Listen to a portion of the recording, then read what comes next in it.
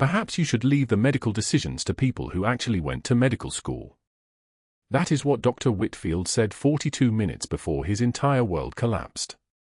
St. Michael's Hospital in Atlanta hums with antiseptic fluorescence at 6 a.m., cold steel gurneys lined against pale green walls like a fleet waiting for deployment. Natalie Hayes moves through the surgical floor with practiced invisibility, her hand steady as she preps for lines, her voice soft when she speaks to patients, the kind of quiet that makes people lean in rather than tune out. 8 months at St. Michael's and most staff don't know her last name. They know her competence. They know her presence on a unit feels like something shifted into alignment. They don't know anything else, and she intends to keep it that way. Her badge reads RN, Natalie Hayes. Nothing more. In her locker on the 3rd floor, buried beneath folded blue scrubs and a cardigan she never wears, sits a pair of worn combat boots. The leather is cracked in specific places, the left heel worn down from 1,000 miles on Kandahar's dust, the right toe scuffed from a helicopter floor that wasn't quite clean. The laces are frayed. The insoles are gone. She hasn't worn them in 4 years, but her fingers still find them at 2 a.m. on nights when sleep won't come, when her hands remember things her mind is supposed to forget. The morning Corporal Davies arrives for his post-operative debridement. Natalie is reviewing his transfer paperwork when Dr. Marcus Whitfield strides into the surgical prep area. He moves through St. Michael's like a general inspecting occupied territory, his white coat pristine, his voice carrying the particular timbre of a man who has never heard the word no delivered with sincerity. 3 residents trail behind him, their eyes down, their posture curved inward like flowers that forgot the sun. Whitfield is 63, with silver threading through his dark hair in a way that suggests it was styled that way on purpose. His watch costs more than most residents make in a month. His office has a view of the city from the 12th floor. Natalie hands him the chart for Corporal Davies without comment. Davies is 34, a disabled veteran with shrapnel wounds distributed across his left flank, blast trauma from an IED in Helmand Province 18 months ago. The fragments are embedded in soft tissue, not bone, which means the protocol is critical. Standard debridement doesn't work for blast patterns. The tissue damage radiates outward in ways that look superficial on first inspection but go deep, branching through muscle like shrapnel follows force vectors. Whitfield reviews the chart, his eyes moving across the page with the careful speed of someone who has done this so many times that competence feels like instinct. Debridement, standard protocol, he says to the residents. Irrigate, excise all devitalized tissue, close by layers. Nothing complicated. He taps the chart once. We'll have him in and out in 90 minutes. Natalie is standing 3 feet away, her hands on the medication cart. Her jaw tightens fractionally, so small it would be invisible to anyone not trained to notice micro-expressions in combat situations. But she says nothing.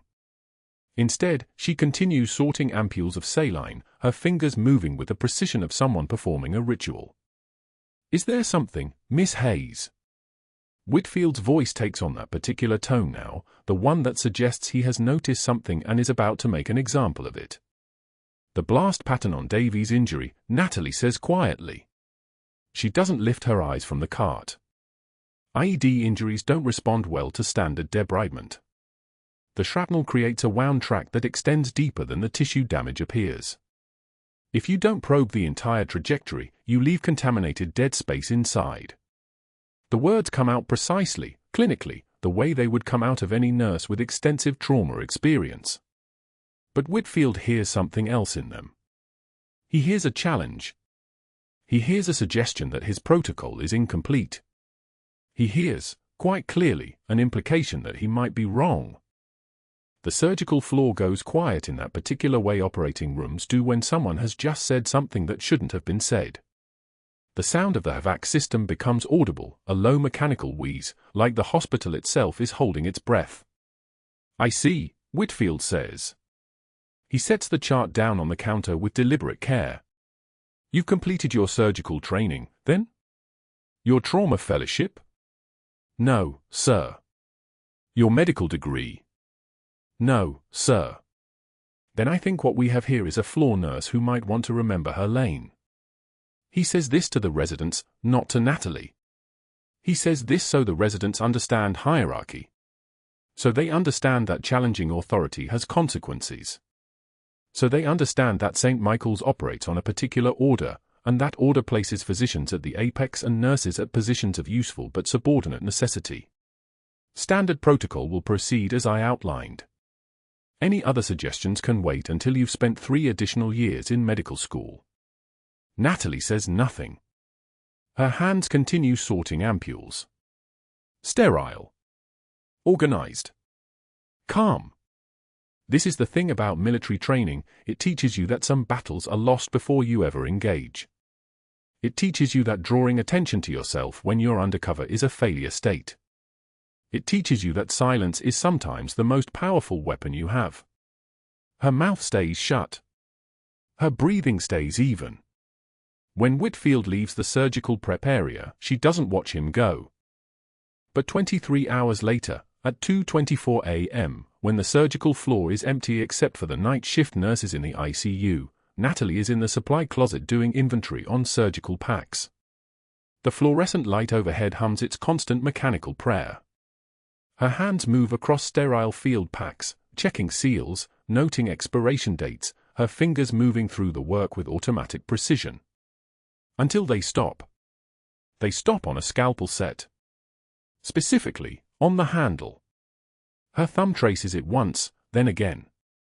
Muscle memory floods through her, not the gentle muscle memory of a floor nurse prepping rooms, but the older, deeper muscle memory of a different person. A person who held these instruments in a 90-degree heat with her palms bleeding, who knew exactly how much angle you needed to open a chest cavity when direct cardiac massage was the only thing between a man and death. A person who had worked Bagram forward surgical team, who had seen 3 tours through Kandahar, who had carried Corporal Davies on her back for miles through enemy fire when his legs were shattered. Her fingers pause on the sterile instruments. They tremble once. Just once. Not from fear. From restraint. From the impossible effort of holding back the person she used to be when the person she is now is supposed to be invisible. She releases the scalpel set and steps back from the shelf. Her breathing is controlled again. Her hands are steady. She returns to the inventory clipboard and makes a notation with a ballpoint pen, clean, clinical, the work of a floor nurse who knows her lane and will not cross it. The supply closet is windowless. The door is metal. The fluorescent light doesn't cast shadows so much as create a clinical bleakness that makes time feel suspended. She stands alone in that space for 37 seconds, her eyes closed, her hands flat against the shelf edge. Cold stainless steel. That's all she allows herself. That's all she has been allowed for 8 months, and that's all she will be allowed for however long this assignment runs. What she doesn't know is that 42 minutes from now, Corporal Davies will code during what should have been routine wound care. What she doesn't know is that the blast pattern she identified will prove prophetic, that the contaminated dead space Whitfield ignored will have spawned an infection that will send Davies into septic shock on the operating table. What she doesn't know is that her hands will make a choice her mind never authorized, and that choice will change everything. But right now, in the supply closet, with her eyes still closed and the sterile instruments arranged in perfect rows around her, she is just another night shift nurse doing inventory. Just another pair of hands that doesn't belong to anyone important. Just another person following protocol and knowing her lane and waiting for the morning light. She opens her eyes. She finishes the inventory. She doesn't touch the combat boots in her locker when she leaves, though they have never felt closer. The chart notation sat under the fluorescent lights like contaminated evidence. Dr. Whitfield held it up Thursday morning, angling the paper as if the angle itself could expose her deception. The nurses' station fell quiet. 3 residents clustered near the medication dispensary, waiting to see what would happen next. "Miss Hayes," Whitfield said, his voice pitched to carry across the entire floor. "When exactly did you complete your surgical residency?" Natalie continued charting. Her pen didn't pause. "I didn't, Doctor." "Fascinating." He circled her notation with a red marker, aggressive, deliberate strokes. "Because here you've documented a concern about retained shrapnel fragments near the femoral artery. A surgical assessment. On a post-op patient under my care. He turned the chart so the residents could see. Tell me, do floor nurses typically perform vascular analysis now, or is this a new St. Michael's protocol I somehow missed?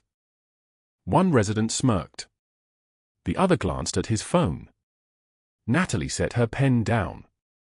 Her hands were steady. Her voice was level. The patient's injury pattern suggests retained fragments. Standard assessment. Standard assessment.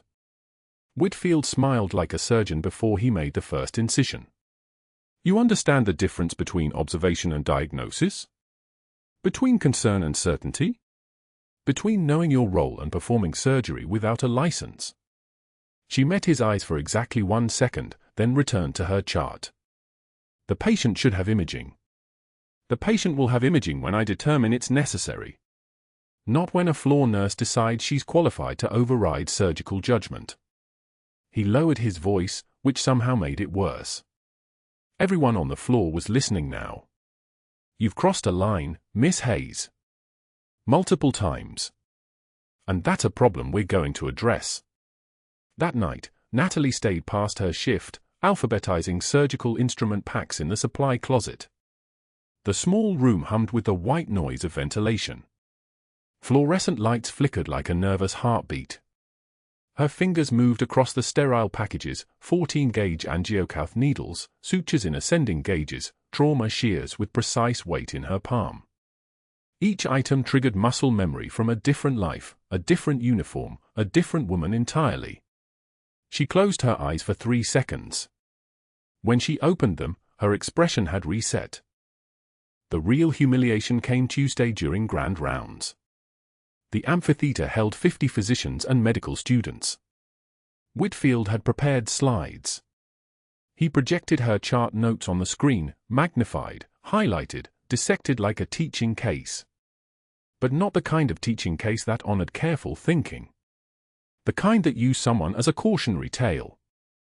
Here we have an example of dangerous nursing overreach, he announced, circling her suggestions in red digital marker. This nurse documented concerns about surgical protocol for a veteran patient. Note the language.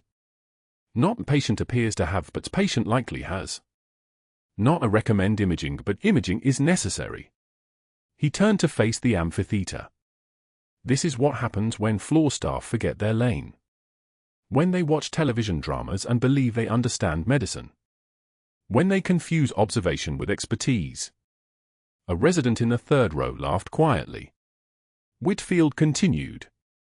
The question every surgeon should ask themselves is simple: do we want our nurses second-guessing our clinical judgment, or do we want our nurses executing our orders with precision? Do we want collaborative medicine, or do we want a clear hierarchy of decision-making authority? He paused. Because the two are mutually exclusive. And institutions that blur those lines tend to have higher mortality rates. The slide changed. Another one of her notes. Another red circle. By the time grand rounds ended, every resident on the floor had heard Whitfield present Natalie's case as a cautionary tale.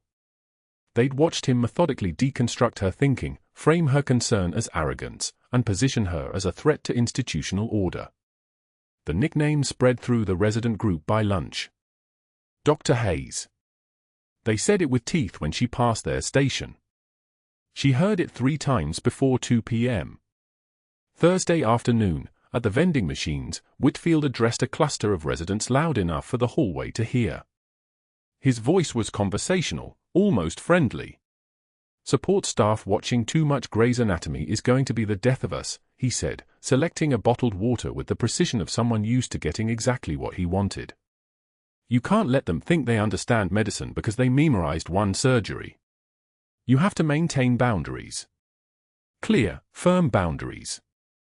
Natalie approached the water dispenser. Her movements were economical. She pressed the button. Water filled her bottle. The sound was the only noise in the narrow hallway, a mechanical hiss, the slosh of liquid, ice cubes settling. She could feel Whitfield's eyes on her. She could feel the residents watching to see how she'd respond. She twisted the cap closed. Her knuckles showed white against the plastic. She left without speaking. But that wasn't the worst part. That came Friday evening, outside Corporal Davies' room. Whitfield cornered her at the supply cart, his posture relaxed, his voice low enough that only she could hear.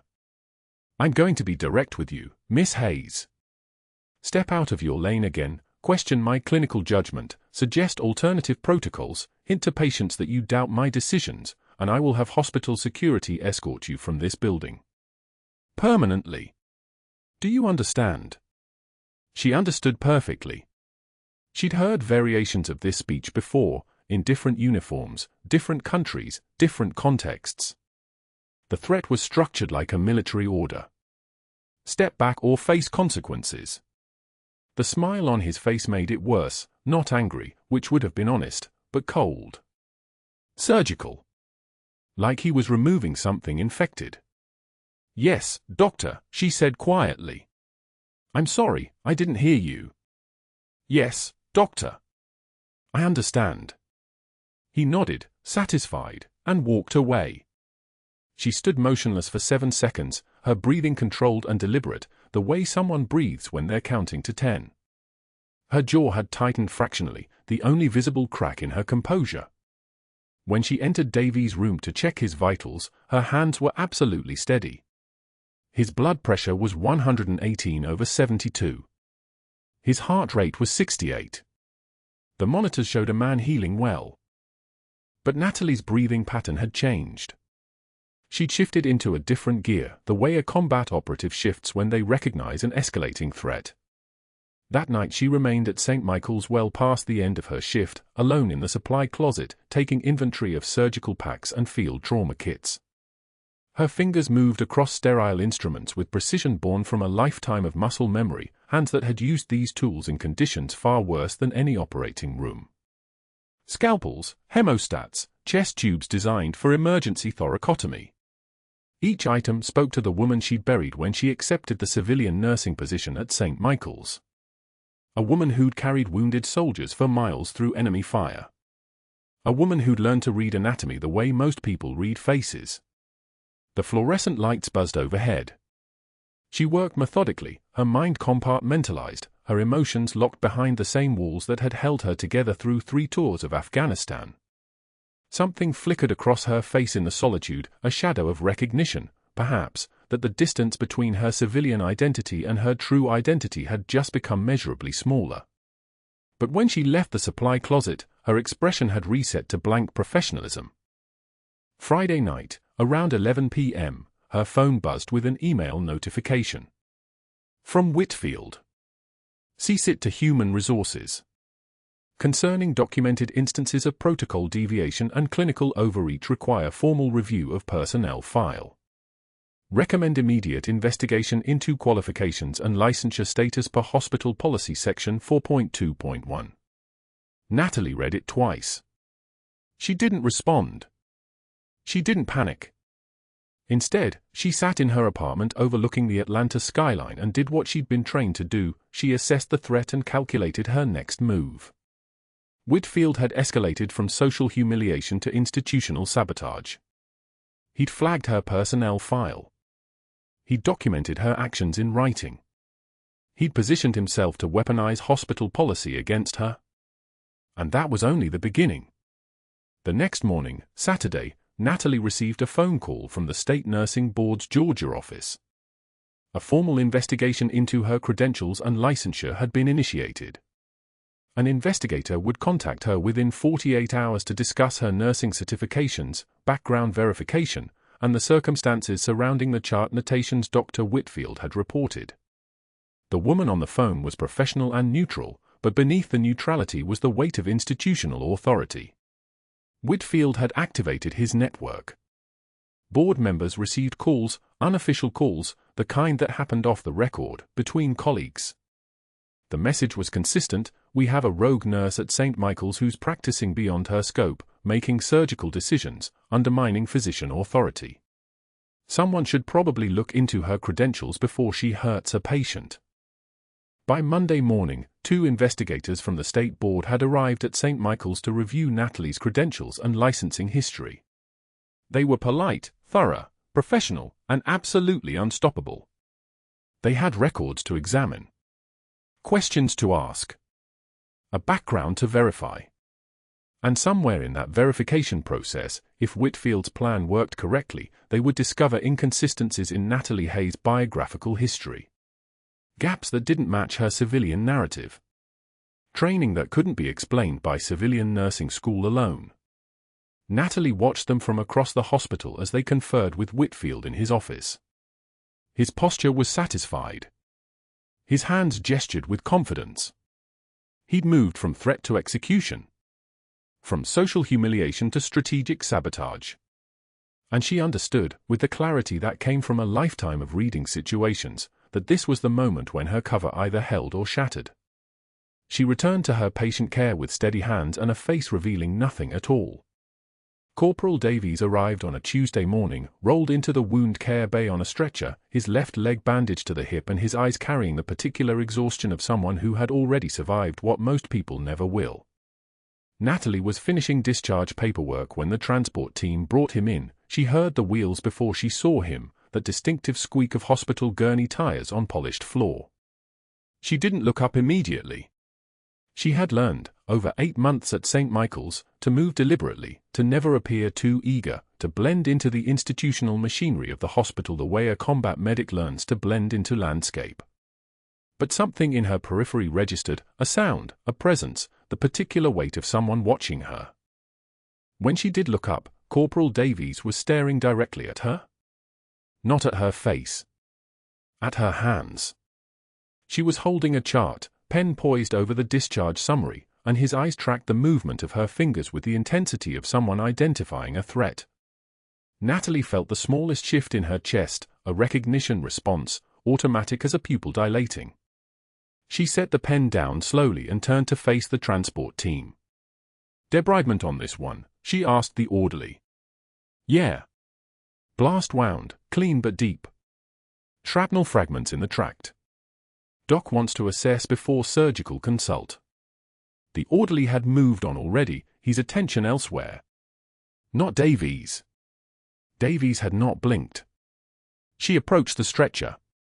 Protocol required the incoming nurse to verify patient identity, assess the wound visually, and document baseline vitals before the surgeon reviewed the case.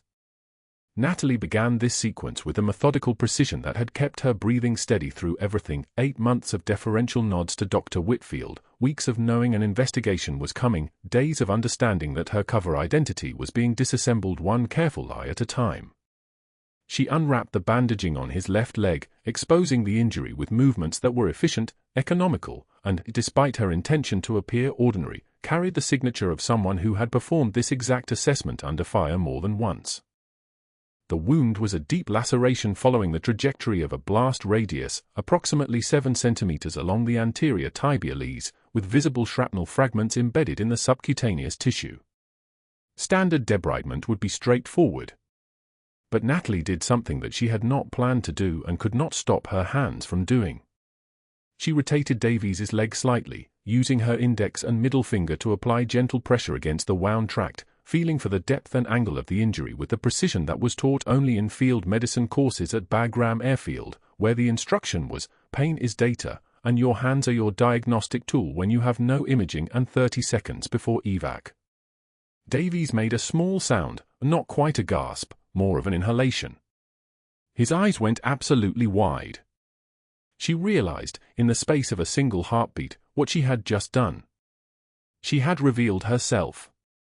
Not through words or hesitation or the tremor of recognition, but through the language of her hands, the muscle memory that existed deeper than conscious choice, the way a body remembers what it has learned even when the mind has spent 8 months trying to forget.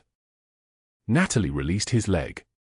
She rewrapped the bandage with the same measured pace, finished her assessment, and documented his baseline vitals on the chart: HR 88, BP 132/74, respiration 16, O2 sat 96% on room air.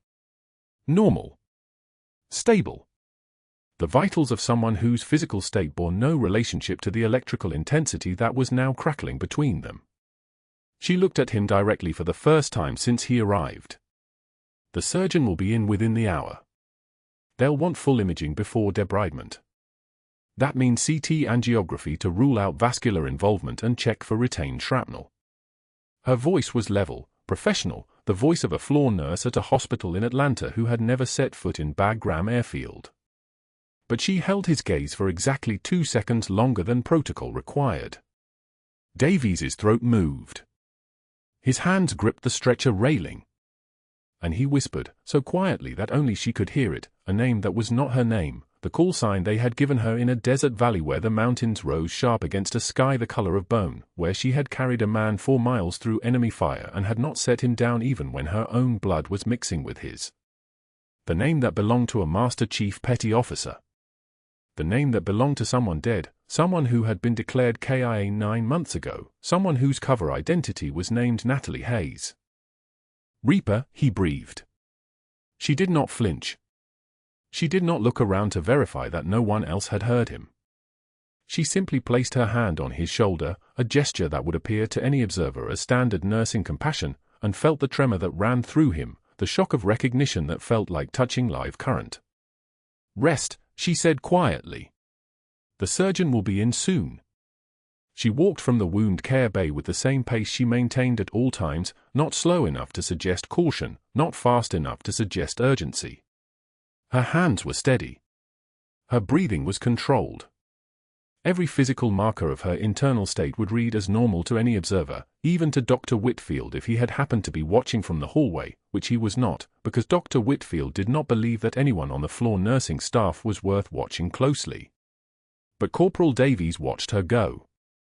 And in that moment, in the silence of the wound care bay after she had left, he understood with absolute certainty that the woman he had carried through enemy fire was still alive. That she was here. That she was standing 3 feet away from the nurse's station, charting his intake assessment, while his heart rate climbed to 112 and the monitor beside his stretcher began recording the physical evidence of his shock. By Wednesday morning, Natalie had been removed from his care team entirely. The notification came in the form of a printed memo placed in her mailbox by the nursing director, a pleasant woman named Carol who had always seemed friendly until approximately 48 hours ago, when she had stopped making eye contact and began speaking in the formal language of institutional procedure. The memo cited specialized care requirements and optimal departmental resource allocation and Dr. Whitfield's clinical recommendations for continuity of care. Davies had been moved to the 3rd floor. Natalie was confined to post-surgical recovery on the 2nd. Her access badge would not permit entry to the 3rd floor. Any attempt to do so would trigger an alert to security. She stood at the nurse's station holding the memo, her eyes moving across the words without seeing them, because her mind was already 3 floors above her, calculating distances and timing and the expanding list of things that Dr. Whitfield did not know. That Corporal Davies had seen her true face. That he had recognized her technique. That in 60 seconds of unwrapped wound assessment, her entire carefully constructed cover identity had fractured like glass struck from the inside. The fluorescent lights hummed above her, for a low, electrical drone like the rotors of a helicopter hovering at altitude. Around her, the hospital moved in its familiar rhythms, monitors beeping their steady counts, the squeak of rubber shoes on tile, the muted conversation of staff moving between patients. Ordinary sounds. Normal background noise. Natalie folded the memo. She placed it carefully in her scrub pocket. And she understood, with the clarity that came from reading every tactical situation correctly or not surviving it, that her mission was no longer about staying invisible. It was about staying ahead of the moment when Dr. Whitfield discovered exactly what he had done by separating her from Corporal Davies. It was about calculating what would happen when a senior military officer arrived to debrief the one witness to whatever had happened in Bagram that had required naval intelligence to place a Master Chief Petty Officer on the floor of a hospital in Atlanta, pretending to be someone with a nursing degree and no past and hands that knew how to save lives in ways that civilian medicine had never taught her. She had one advantage: Dr. Whitfield still believed she was just a nurse. He did not know that she was a Master Chief Petty Officer, a combat medic trained in field trauma protocols that would make civilian surgery look like preliminary assessment. He did not know that her restraint, her 8 months of answering to his condescension, her weeks of accepting his public humiliation, was not weakness. It was operational discipline. An operational discipline she had learned in 2 tours through Special Forces deployment, could move mountains if given the opportunity and sufficient motivation. That night, alone in her apartment, Natalie sat on the edge of her bed and opened her locker, the same locker where she kept her spare scrubs and her hospital identification, and the small leather journal where she documented her medications and personal schedule, as was customary for hospital staff. At the bottom of the locker, beneath the professional uniform of her civilian life, she kept one item that belonged to the person she had been before, Natalie Hayes. A pair of worn combat boots, tan leather creased with use, the laces knotted with muscle memory and sand that would not wash out. Military issue. Bagram issue. The last physical thing she owned from the person she had been. She held them for a long moment, boots still laced, still carrying the shape of her feet in the worn insoles. Then she placed them back in the locker and closed the door. The choice was already made. Corporal Davies knew who she was. The military would find him. And when they did, when they came looking for the asset they had placed at St. Michael's, when they realized that Dr. Whitfield had inadvertently exposed her by trying to silence her, everything would change. What happened next would end careers. But not hers. The code blue announcement crackled through the overhead speaker at 9:41 a.m., and Natalie's hand stopped moving. Room 347. 3rd floor. She knew that room. She knew that patient. The crash cart was already rolling past the supply closet where she stood, restocking surgical packs with mechanical precision, her badge still clipped to her waist despite the suspension notice she'd received 6 hours earlier. She didn't think. Muscle memory took over. She abandoned the shelf and moved toward the stairwell, taking the concrete steps 3 at a time, her shoes echoing against the walls like a countdown. Her badge wouldn't grant access to the 3rd floor anymore, but the stairwell door was propped open by a resident vaping in the corner, and he barely glanced at her as she passed. The code blue monitor screamed before she saw Davies. The sound hit her first, that particular frequency of cardiac alarm that meant the heart had stopped beating, a flatline shriek that every combat medic learns to hear in her sleep. She crashed through the double doors to find the resident standing frozen, hands hovering uselessly above Davies's chest, the man's body convulsing as the defibrillator pad sparked against his skin. The surgical site on his left side was hemorrhaging internally, blood pooling beneath the sterile dressing, the wound dressing soaked through in crimson. 60 seconds. That's what she had before hypoxic brain damage became irreversible. She didn't announce herself. She moved into position and grabbed a scalpel from the crash cart, the handle familiar against her palm the way a combat weapon feels, an extension of her body that knew exactly what it needed to do. Move, she said to the resident. Not a request. A command. Her voice had changed. 2 octaves lower than the deferential floor nurse Whitfield had been dismantling for 8 months. The resident stepped back. She made the incision at the 5th intercostal space, cutting through skin and muscle with the kind of precision that only comes from holding dying soldiers together with your bare hands. The sound was wet, immediate, the scalpel meeting soft tissue with a resistance she recognized. Her hands moved on their own. She opened the chest wall, exposed the pericardium, and her fingers found Davies's heart, still and useless as a stone. She began direct cardiac massage, her hand inside his chest cavity, feeling the muscle through her latex glove, manually pumping the organ against her palm. 1, 2, 3. Rhythm. Her other hand worked the chest open wider, her movements economical and controlled, blood soaking through her scrubs to her skin. The code team arrived at 30 seconds, flooding through the door with equipment and shouted numbers, taking in the tableau, to nurse elbow deep in Davies's chest cavity, blood on her face where she'd pushed a strand of hair away with the back of her hand, her expression perfectly still. The team leader hesitated for a quarter second, protocol violation, unauthorized procedure, then swallowed the question and moved to Davies's head to take over airway management. They stabilized him. Intubated. Got lines running. The heart resumed its own rhythm after 93 seconds of her hands doing the work instead. Davies coded once more in the ambulance to the surgical floor. Once more in the operating theater. Both times his heart restarted on its own, her intervention having bought him the time needed for the surgical team to stop the internal bleeding and close the wound. She never saw him leave the third floor. Someone had already called for her to return to the main lobby by the time Davies was in post-op recovery. Dr. Whitfield was waiting near the elevators, his face the color of spoiled milk.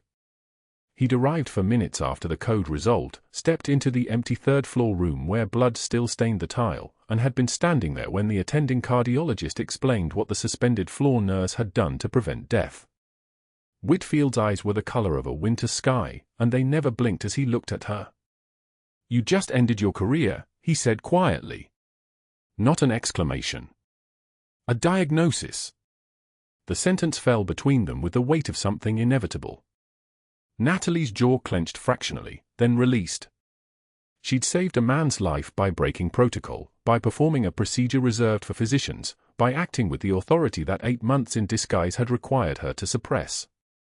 She'd revealed her training, her muscle memory, her capabilities, everything she'd buried beneath scrubs and deference. The mission was failing. She could taste it the way she could taste copper after an explosion. By noon, Natalie's phone had received 3 text messages from unknown numbers, all containing the same phrase, "nursing board. Call immediately." By 3 p.m., investigators had returned to St. Michael's with an expanded folder of complaints.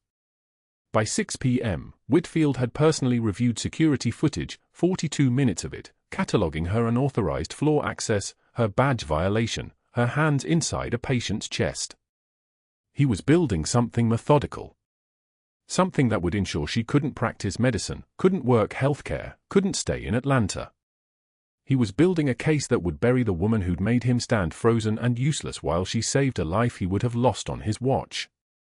At 8 p.m., Natalie was called to HR. The supervisor, a woman named Patricia who'd made small talk with her at the coffee station 3 times, read from a prepared statement, suspension pending investigation, immediate badge deactivation, personal locker to be cleared under supervision. Natalie listened without speaking. The muscle memory that had driven her hands into Davies' chest now kept her face absolutely unreadable. Patricia looked away. They walked to the locker room together, and Natalie emptied the small space in measured movements, her spare scrubs, the protein bars she kept for double shifts, a photograph of a niece named Emma who didn't exist outside the cover identity. At the bottom sat the boots. Combat boots, worn to pale leather in places, the soles creased from 1,000 miles of patrol through mountains and desert sand. The HR supervisor hesitated. "Are those yours?" Patricia asked, as if she couldn't quite believe a floor nurse would keep such a thing. "Yes," Natalie said. The word came out level. They handed her a cardboard box for personal items. The boots went inside last, placed gently, and she carried the box out through the main lobby at 8:33 p.m. while staff avoided eye contact and the security guard pretended to be very interested in his monitors. The mission was deteriorating. Davies was alive but unprotected now, visible to whoever might be looking for what he'd witnessed in Bagram. She'd been detailed to monitor him, to ensure his security, to intercept any inquiries. Now she had no access, no standing, no way to know who visited his room or what conversations happened when the door was closed. At 3:14 a.m., Natalie sat in a fluorescent-lit diner on the outskirts of Atlanta, the kind of place where coffee is always hot and questions are never asked. The cup in front of her had gone cold an hour ago. She stared at her reflection in the dark window, the glass acting as a mirror to show her a woman she no longer recognized. Sarah Chen stared back. Natalie Hayes stared back. The civilian life she'd constructed with such care, the identity she'd worn like body armor, was dissolving like sugar in water. Her carefully constructed background wouldn't withstand institutional scrutiny. Whitfield had seen to that. He was digging into her references, her history, the places where Natalie Hayes was supposed to have worked before St. Michael's. All of it was paper. All of it was lies designed to fold under pressure. The naval intelligence handlers who'd placed her would be receiving alerts even now, mission compromise imminent, cover identity degrading, asset exposed. She reached down and pulled the combat boots from the box, setting them on the vinyl booth seat beside her. The leather was cracked. Dust from Bagram still lived in the creases, she sometimes thought, though the rational part of her mind knew that was impossible. These boots had carried her through 4 miles of enemy fire, protecting Davies's body with her own, had crossed the tarmac at Bagram airfield at dawn with blood not yet washed from between the laces. They were evidence. They were the only proof that Sarah Chen had ever existed, and evidence was the thing she could no longer afford to possess. The restaurant was empty except for a cook reading a paperback in the kitchen and a waitress who'd refilled her cold coffee twice without comment. Outside, Atlanta slept.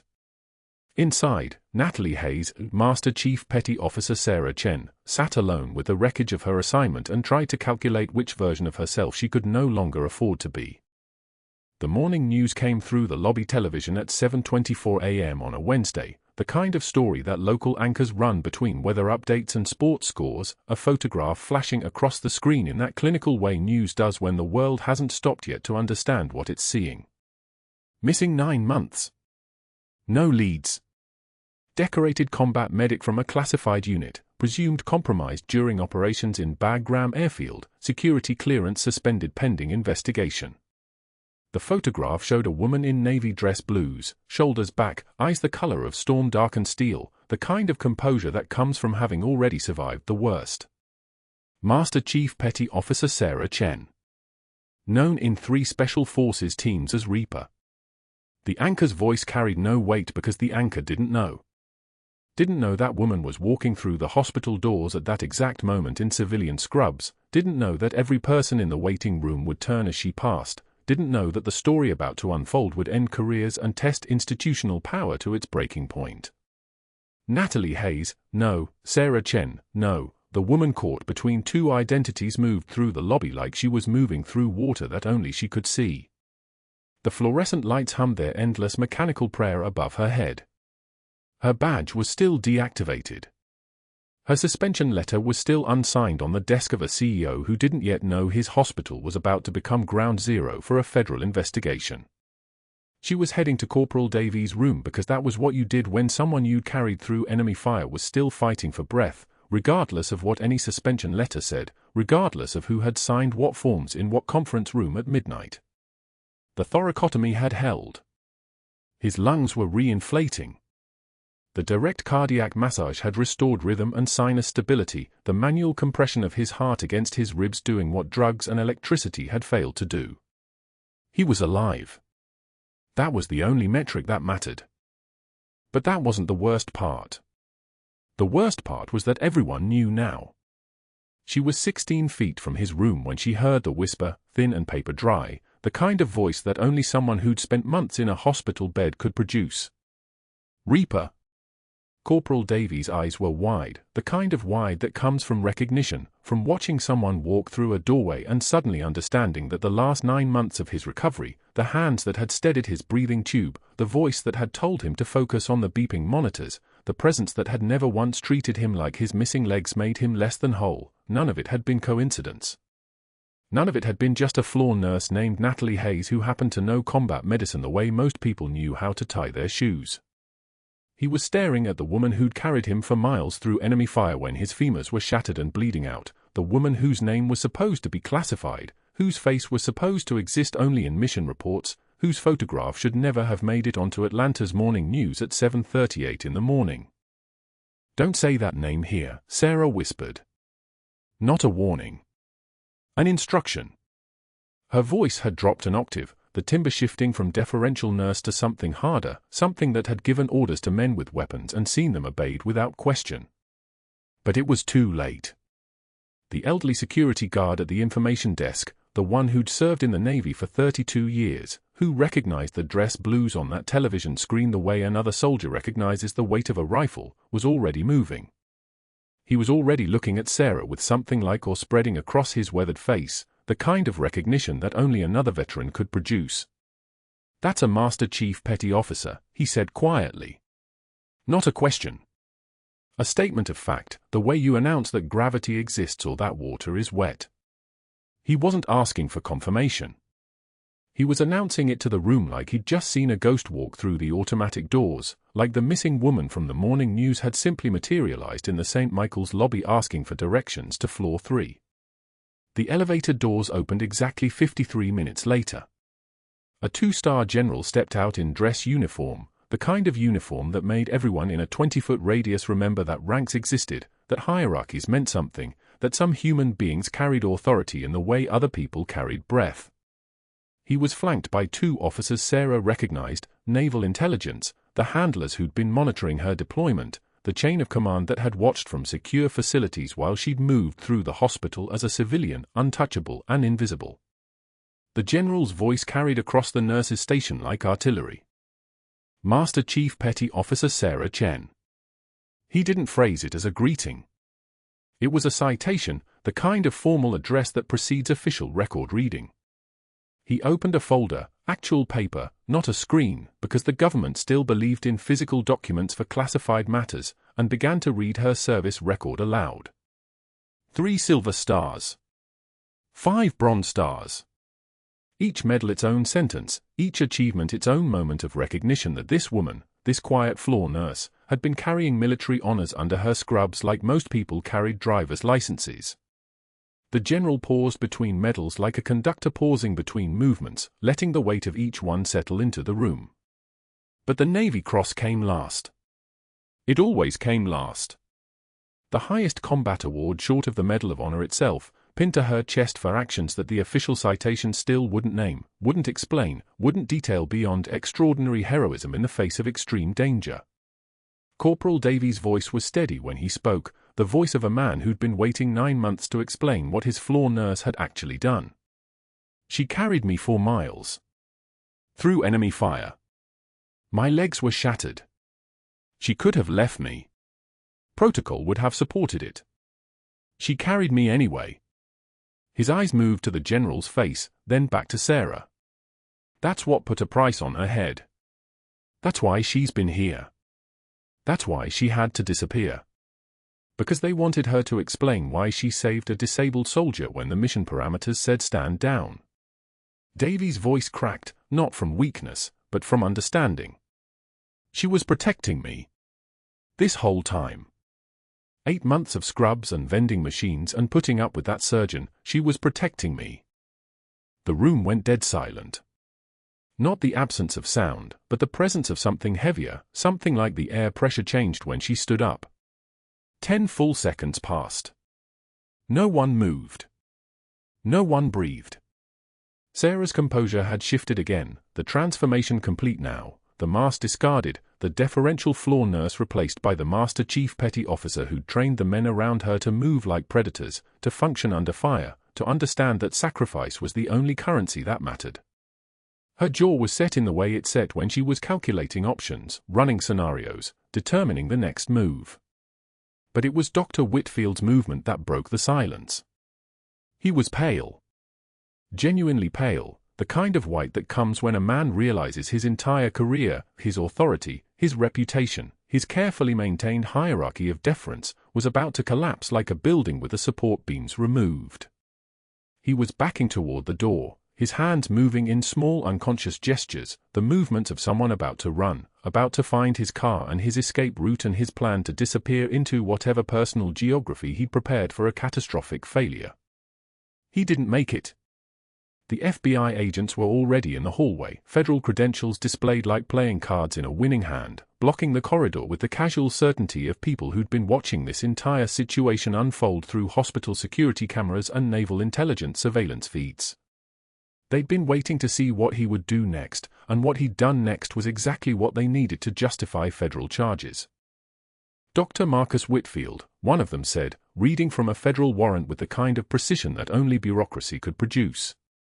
You're under arrest for falsifying federal documents related to an active military operation, fraud against the federal government, and obstruction of federal personnel performing classified duties.